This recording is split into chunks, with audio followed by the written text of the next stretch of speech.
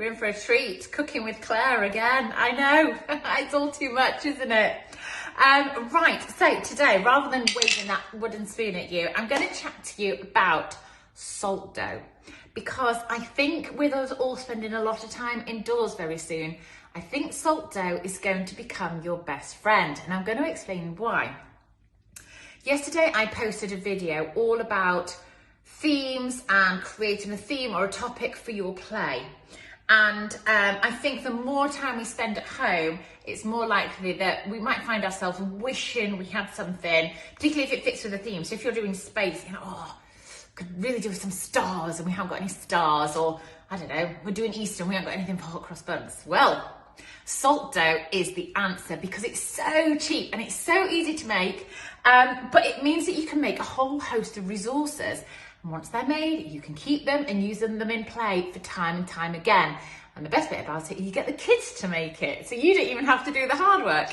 Win-win, I know. So I'm just going to share with you a few bits and pieces I've made over the years. Now, I know, absolute works of art, aren't they? But as you can see quite clearly from our beautiful decorations, that this is salt dough. So what happens with salt dough, it's a bit like a Play-Doh, but then you cook it in the oven for a very low temperature for a long time and it hardens, and it allows you to then keep them as almost like little ornaments. You can paint them and then the children can play with them.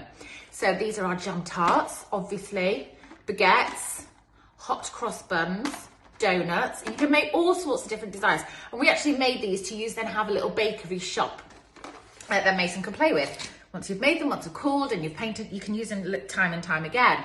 You can also use them for making some sort of like interesting math resource. Say you're doing the story of the gingerbread man. You can make some little gingerbread man. I've not painted these. These are just hard and cooked from before. We've had this well over a year. And as you can see, I put different numbered dots on them so they could pair them up as like little families. I've got a whole bag of them here. Little families you could pair up, and we've got small and large, so you could match them. You could talk about the sizes. You could even paint them different colours and have a few sorting activities. I have some little stars. So yeah, if you want to do space, little love hearts, maybe use them as little tokens for games and things like that. And we also did some little cookies with different number dots on that then I've just filled with a little bit of paint once they've hardened. And they've all got different numbers, so really great if you're doing 5 currant buns in the baker's shop, and you could make your own and use them. You could even use them to make dominoes. You can make all sorts. You could go absolutely wild. Fruit, foods, anything, absolutely anything. So you will find that it's a real saver, and lovely that the children have made them and then they'll want to play with them as well, which is great. You can get the kids involved with making it. I'm going to show you the recipe now. Dead easy, dead quick. I can do it, you can do it, because you know that I am very much can't bake, won't bake. But even I can do this one. You can get the kids to make it. Then once they've cooked in the oven, they do take a long time. Once they've cooled down, they can paint them and then they can play with them. So it's really ticking the boxes, particularly if we're going to be indoors for a long, long time. I think this could be very, very helpful for you. And it's almost like a little project, isn't it? It's giving them a little project. Like I said, if you've chosen a theme, say you're doing underwater, oh, we've got no fish. Okay, you won't want to add those to water, but you could make some lots of lovely little fish or anything you want, you could make. Right, all you got to do, so I've got just grabbing the salt dough recipe. These are my messy play activity cards. They're in a download version. They used to be on card, but now I sell them just in a download. Okay, really easy. You're gonna need half a cup of water. I only bake in cups because of anything else is too hard for me. Half a cup of water, half a cup of salt, and 1 cup of flour. Easy, right? Yes. So we've got 1 cup of flour. Get the kids doing this. You can talk about full, you can talk about halves, or mathematics. Baking and cooking is very good for mathematical development. Love it. Okay, so we've got 1 cup of flour. I'm going to do half a cup of salt. I should have prepared this. I do this every time. Don't try. This is why Blue Peter will never give me a ring. Should have prepared this earlier. I'm going to chuck that in there. And then I'm going to I did the water at the end, so not everything sticks in. And I'm going to just do slightly less, just to make sure it's not too sticky. I'm going to take my time. Now, I know there'll be lots of you at home thinking, she should be needing that. I know, I probably should be needing this, but hey-ho, I don't get very long on these videos. So, and then it's pretty much a matter of bringing it all together, she says. This isn't going to work, is it? Because I'm on camera.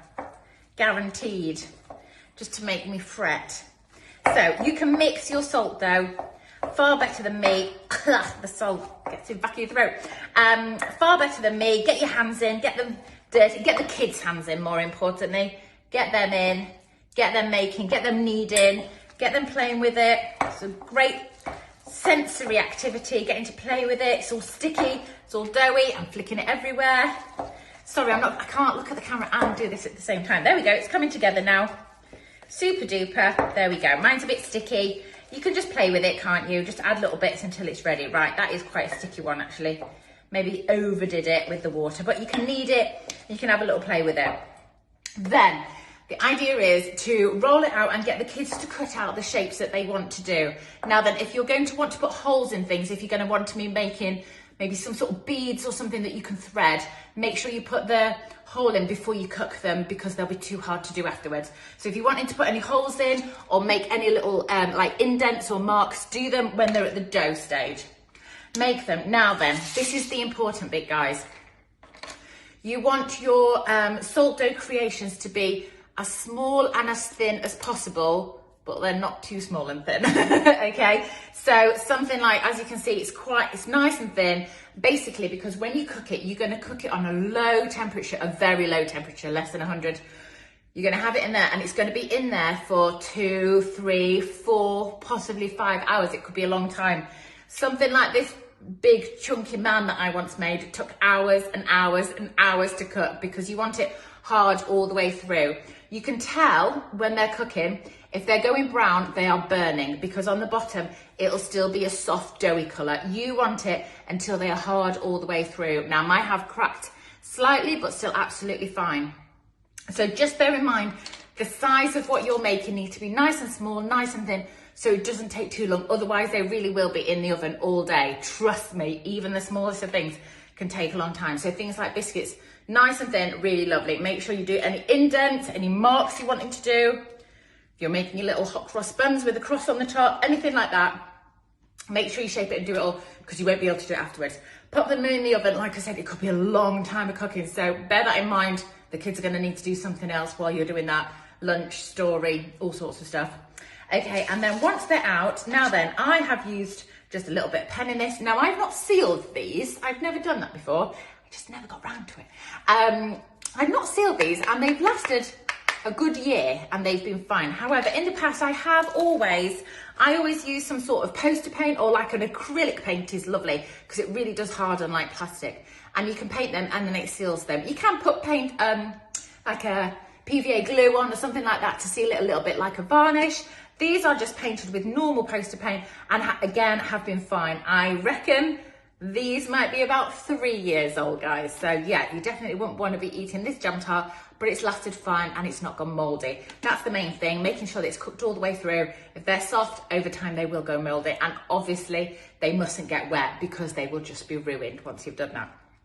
But then, once they've cooled down and the children have had a lovely time decorating or painting them, whatever you're choosing to do with your lovely new resources, you can then use them for play. So lovely if you're setting up a little role play area, if it's something to add to your kitchen, or a little shop like these, or if you're going to use it in maybe your maths or your learning opportunities. There's just all sorts of stuff you could do with it. Maybe some fine motor skills, maybe some sorting matching. Oh, the world is your oyster. So there's loads and loads of things you can do with salt dough. So there you are. I told you it's going to be your new best friend. I can't wait to see what you get up to and what you choose to make with your salt dough creations. Please do send me your photos. Yeah, I'd love to see them, and I'd love to see how you then use them for your play. A brilliant way, brilliant little project for keeping the kids entertained, particularly while we're at home for a long time. Best of luck, everybody, and as always, happy playing. Bye.